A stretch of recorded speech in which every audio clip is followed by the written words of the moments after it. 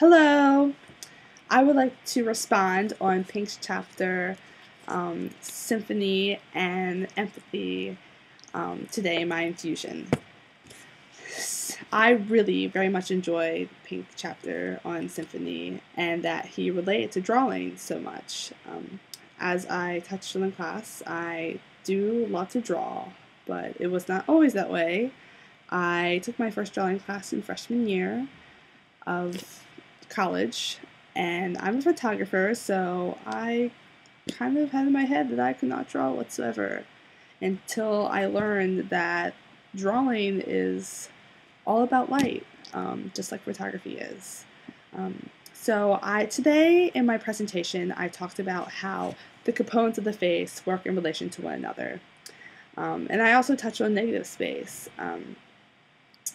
But usually when you're drawing the face, you have interesting lighting, dramatic lighting on it. And I'm going to kind of show you how you draw a portrait with dramatic lighting real quick. Or just some tips that I learned in my drawing class, and how one of the reasons why I like drawing so much, because of lighting, interesting lighting. So this isn't really interesting lighting, this is a lamp in my room, but I filmed this in black and white so that I can better see light and dark as if this were a drawing.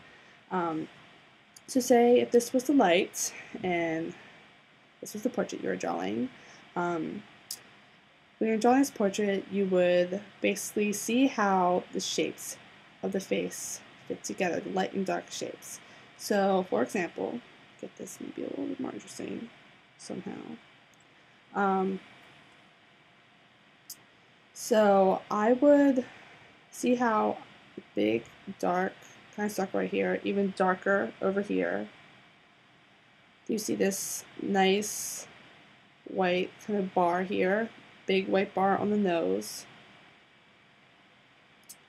It's kind of very blown out here. And then the little sliver here that's not as blown out, and it gets darker in gradients. When I smile, you have these little shapes over here that the light creates. If I shifted more here, so you have this interesting triangle shape here, and then interesting cheek shape right here. So drawing a portrait is just combining the big picture together, all the little shapes together. I remember I did some testing at Johns Hopkins one time. I think I was in middle school because they were doing a study on dyslexia, something like that. I was little, so I honestly don't remember.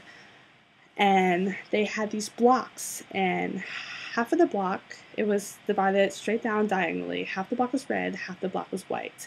And they showed you an image, and you had to recreate that image out of the blocks. And I did it, and the lady was so amazed. She was like, wow, that's the fastest I've ever seen somebody do that. Well, and I've done this test many of times. And that is what symphony is. I saw the big picture, and I could easily make the big picture out of those shapes. So that was really interesting.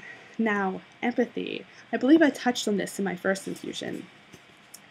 But again, relating back to photography and just art in general, you are portraying a certain emotion. Especially, I love portraits, I mainly do portraits. All my art usually has people in it. And therefore, those people have a certain facial expression. And your job as a photographer is to extract that facial expression that you want. Therefore, you have to know what that facial expression means to its fullest. And how to get that out of people. And usually it's by mimicking it yourself. I found that one would be the very helpful thing in photo shoots. Just demonstration. And I know we watched a documentary about the Baltimore filmmaker John Waters today in my class. And to help his actors act, he would show him, like, basically act out their part of the scene and be like, copy this.